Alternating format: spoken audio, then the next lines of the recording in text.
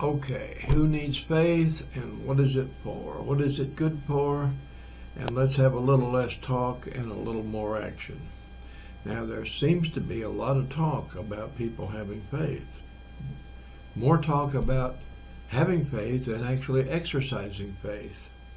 Seems that everyone claims faith, praises faith, celebrates faith, and then a lot of people worry themselves sick over things they cannot change, things beyond their control, things that are in God's providence. Worry about them. Faith means that we act on something as if we had proof. We don't have proof, of course. We can't have proof and still call it faith. But if they are not worrying and fretting, some people, because they are out of control situation, then they try to talk God into changing things. Through prayer, maybe, yes, but still trying to talk God into changing things. If they can't talk God into changing things, they get a prayer chain of people going. And if that doesn't get God moving, then they try getting 6 or 8 more churches on the bandwagon of prayer and see if they can budge God that way. Friends, that is not faith. It's not faith. That's an attempt to control. It's our human, basic, egoistic desire to be in control. Not to trust God, to be in control, to control the situation by controlling God. And they use the term power with God. Power with God. What is power with God? Power with God? You have power with God? You're a good person. The better person you are, you have more power with God? That's so much baloney, and you won't find it in the Bible. That's not what it's about. It's not about having power or control. It's about submitting ourselves into the authority of God and letting God be in control. Baloney. Shoot. I was a pastor in the oldest town in Tennessee at one time, and I was asked to visit a lady who was confined to her home. She had some chronic illness that we shall remain nameless. But she spent most of her time in bed, and I went to her bedside. She had requested the prayer, but she related to me, while we were talking, a story of when she was deathly ill, and she prayed to God, and I quote her, God did exactly what he was supposed to do. Goodness gracious. I wanted to take a step back to dodge lightning, but she had a really warped idea of what faith was and what prayer was, for that matter. But in God's mercy, he wrapped his loving arms around her in spite of herself, like God does to all of us when we, even in our most desirable moments, and he brought her into his kingdom, into his presence. Faith is not about making God do something, friends. It's not about having power with God. It's about waiting patiently on God, waiting patiently, trusting in God, leaning into God's promises, trusting God to give us the strength to weather the storm, not to move the storm out, to give us strength and peace in the middle of the storm. We can choose to live on the terrifying edge of a hurricane, of life's troubles, where the fierce winds are 150 miles an hour and threaten to blow us off the face of the earth. The floodwaters are terrible, the hail, the destruction. Or we can choose. That's our choice. We can choose to live in the eye of the storm. Right there in the eye where it is calm, nothing but perfect peace. And if we wait on God until the storm dies away, that is faith. That is acting on faith. That is trusting God through it all, holding on to God's promises all the way to the end. All the way to the end. Wow. At a different church, I was called to pray for a woman, and she was the wife and the mother of some church members. She wanted me to lay hands on her and pray for her healing. Now, that wasn't really my way of praying, but I thought, shoot, yeah, I can do that. Her illness was a stubborn illness, and not many people recovered from it, and she eventually did not recover from it. And in talking to her, I said to her, I will pray for your healing, but are you willing to accept God's answer, whether or not you are healed? And her answer was a very emphatic and bold no. No, she was not willing to accept God's. Well, I was gobsmacked, astounded that someone could speak so boldly to God, of God, just outrageous, and not willing to take God's answer. I mean, you're going to tell God what to do and demand it? That was a blatant attempt to overpower God's will. And she was healed of that illness when she died and moved into the eternity of presence with God. And God embraced her all the way in, as he does all of us. I believe a lot of people think that faith is the same thing as their beliefs, but that's not true. Not at all. We can believe something but not have faith in it. It happens all the time. Sometimes people just don't know the difference between belief and faith. Some people believe that we have an indelibly imprinted, appointed time to die, a death date set in stone by God. But when it comes down time for them to die, they still want to live. Of course we do. They will pray to live and get the bandwagon going again, and that's not faith either. So belief and faith are not the same things at all. When something bad comes along, people sort of trust God, but not really. They have an ace in their pocket, you see. They've got an ace stuck away. And if they need to, they're going to pull that ace out. And that ace is to pray for God to change God's will, to pray to change things. It's an attempt to take control away from God and make things come out their way. This is not faith. It's control. So where is faith? When the dying time is here, many people of faith are afraid to die, afraid to go into this eternal bliss because the faith is not there.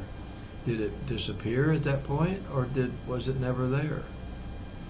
So you see what I mean when I say faith and belief are not the same thing. Someone, according to their theology, may fully believe that they are going to heaven when they die, that God is in control and all is well, but they're terrified of dying. That's the difference between belief and faith.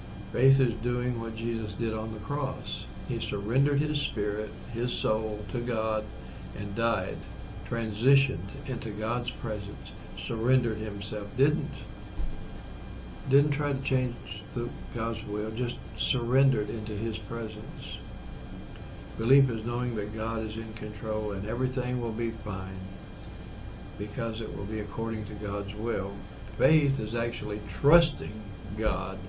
It is experiencing peace through it, even when all does not go well.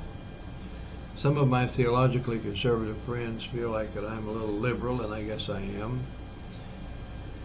And the difference between them and me when it comes to trouble is that when things happen that they don't want to happen, they try to change God's mind about it all by praying. That makes me dizzy. How can you be a person of great faith and want to change God's mind about everything?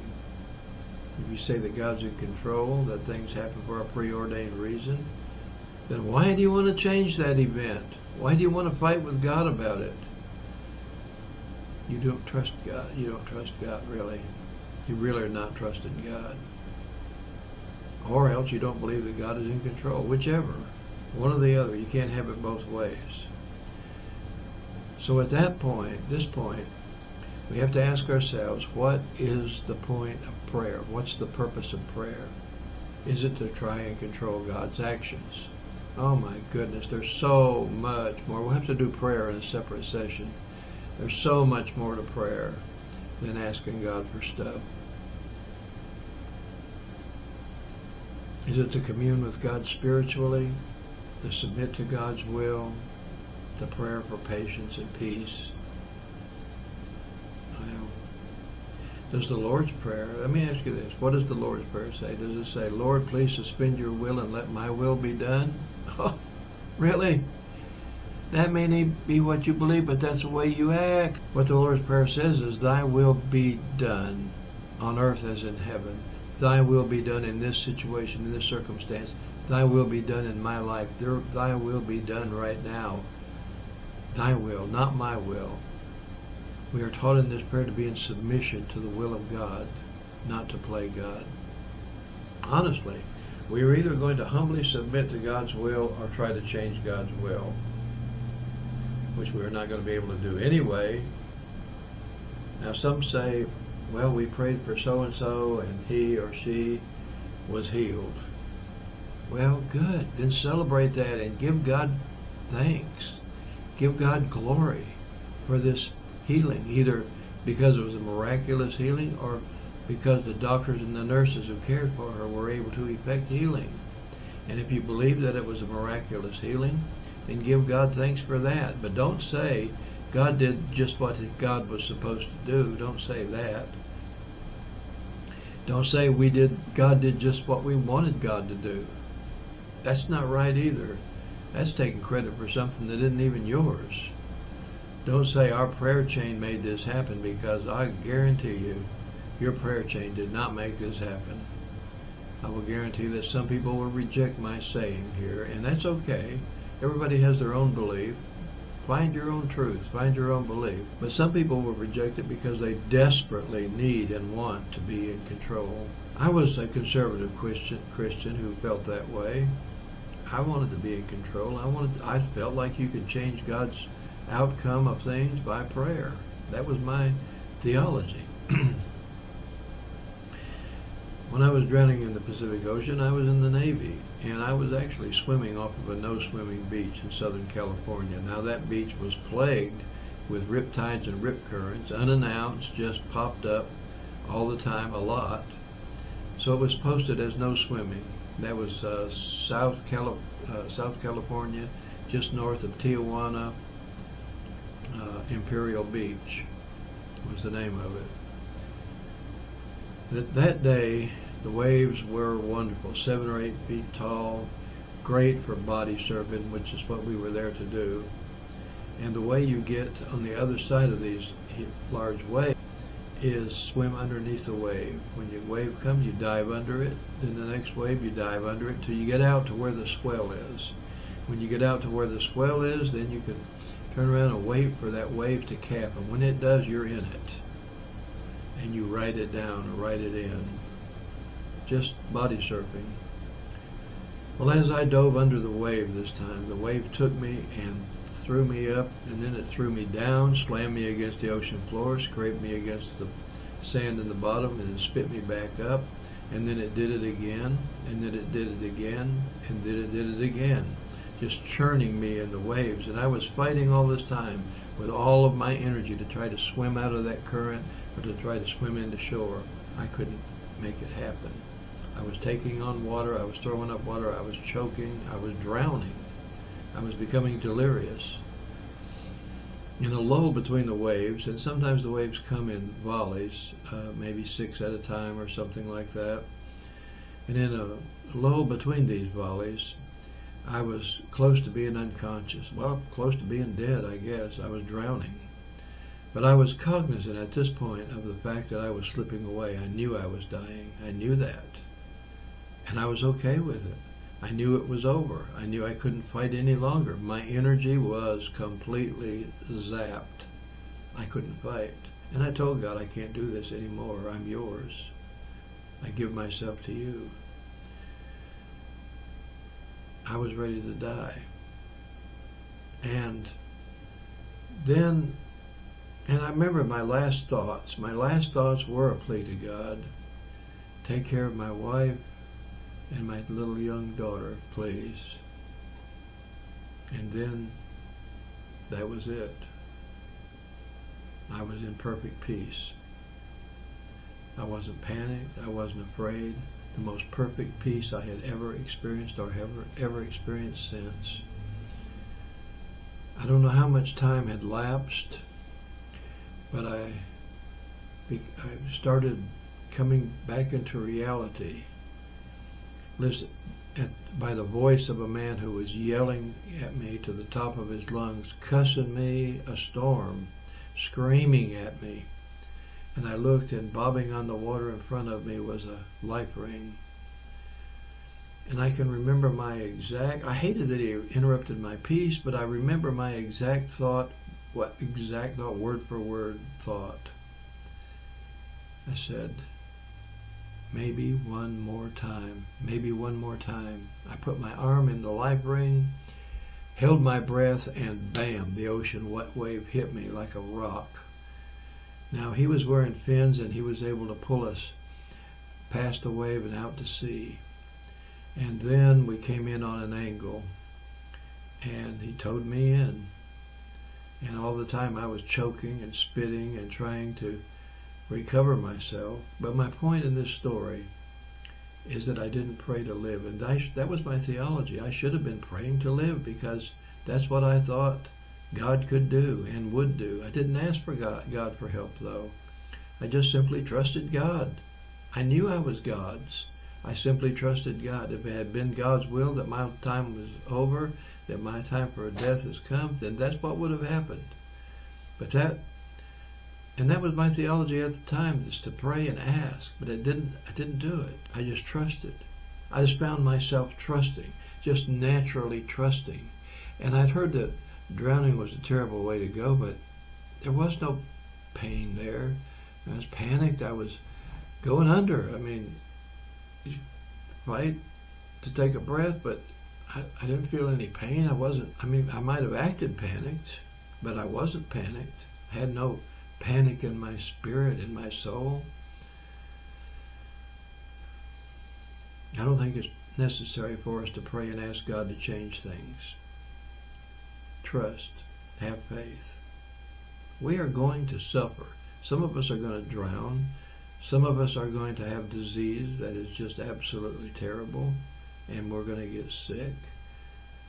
We're all going to die also. It's going to happen. And I don't care how many prayer chains you got going for you. It's going to happen. You're going to die. We can't stop it. We can't stop illness. We can't stop what's happening to us. And when we die, we transition into another phase of eternity besides this present here and now.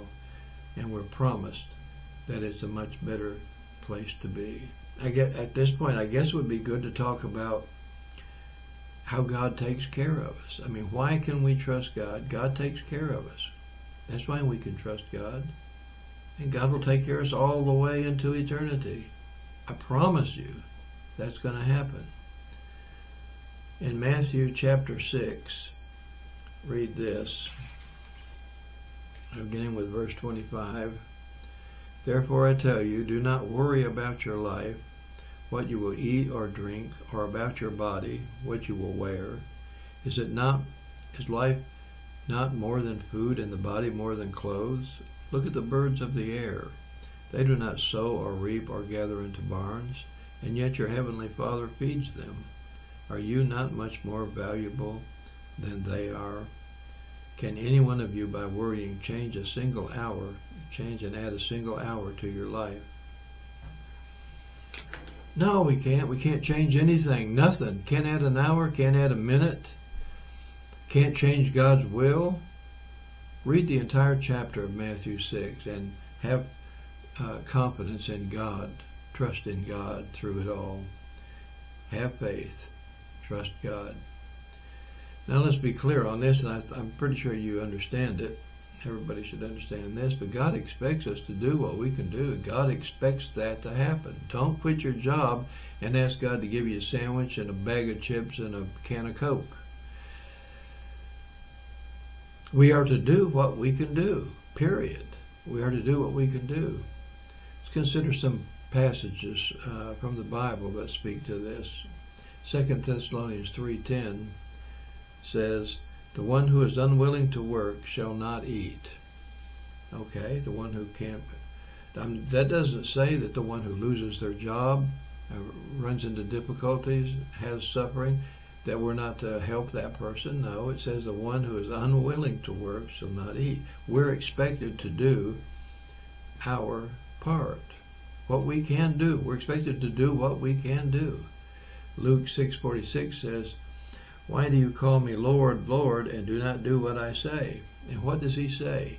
He says to us to love God with our whole being, to love others as we love ourselves. Proverbs tells us that we have our will, our plans, our desires, but the purpose. Psalm 19:21. So let God's will be God's will. Let God's will stand. Now, do we have to be told this over and over?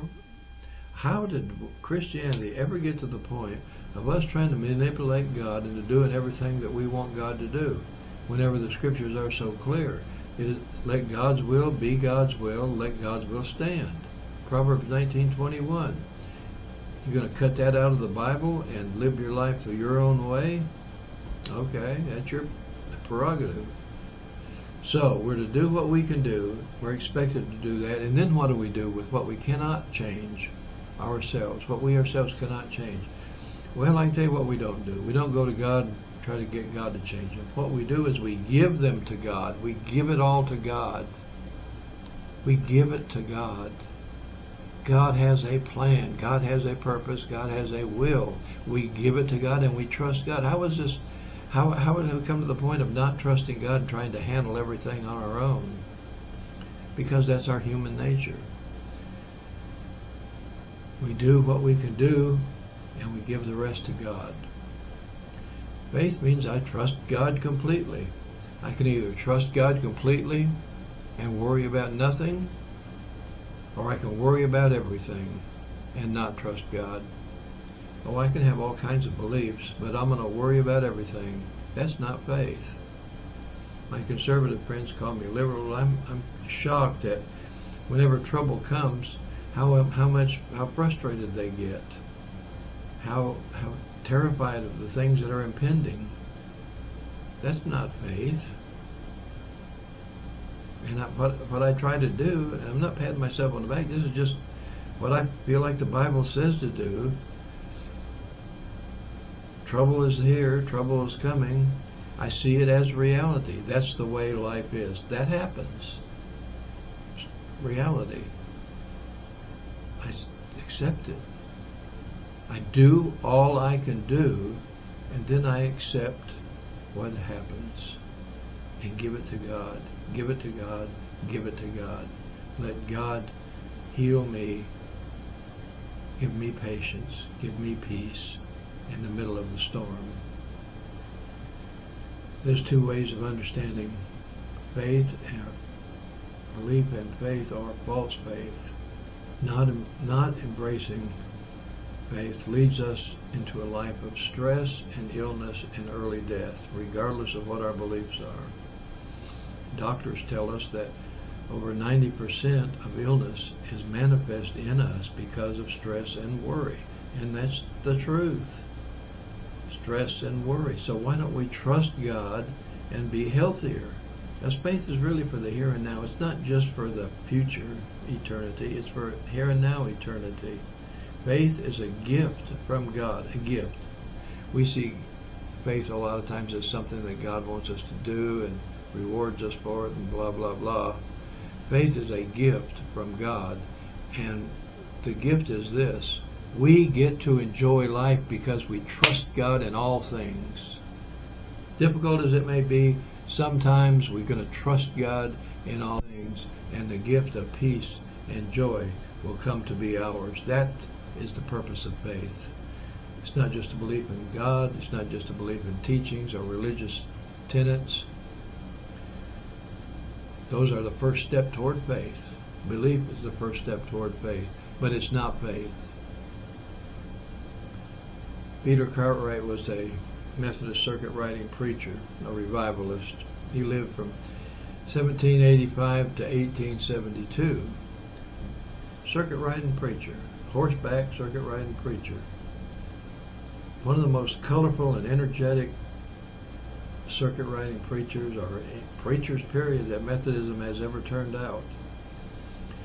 Now later in life, he got into politics, and he served the Illinois legislature along with a man named Abraham Lincoln. As a matter of fact, him and Abraham Lincoln were running for the same U.S. Congress seat, and Abraham Lincoln, of course, as you know, beat him out. But this circuit rider preacher, Cartwright, one day was called to the bedside of a young man who had been bitten with a poisonous snake. And he didn't demand that God heal this man. He prayed for his healing. But then he said, and this was a mean family. These were not God-fearing people. If they believed in God at all, it was lip service. They were mean, did people wrong, did mean things, the whole family. They were gathered around the bed of this young man, and as he was praying, he closed his prayer with this: "And Lord, if it will change them into disciples of yours, send snakes to bite them all." That was a pretty brave prayer in the middle of a bunch of mean people. But he understood the difference between lip service to God and faith in action. I don't care how much you say you believe in something, if you don't believe it enough to act on it, then it's not faith. You can look at a chair and believe it'll hold you up. What is faith? Faith is sitting in the chair. Someone played a prank on me one time. There was a chair that was broken, and they propped it together to make it look like it was whole. And they were all sitting in their seats around the room, and they left that chair for me. And I sat in it with all my faith. I sat in it, and I went crash to the ground. I not only believed that the chair would hold me up, but I exhibited my faith by sitting in it. That time, my faith was ill-placed, wouldn't you think? So that is faith. Believe with all your heart, soul, mind, and then act on it. Act on it. Believe it, and then act on it. Act on your beliefs.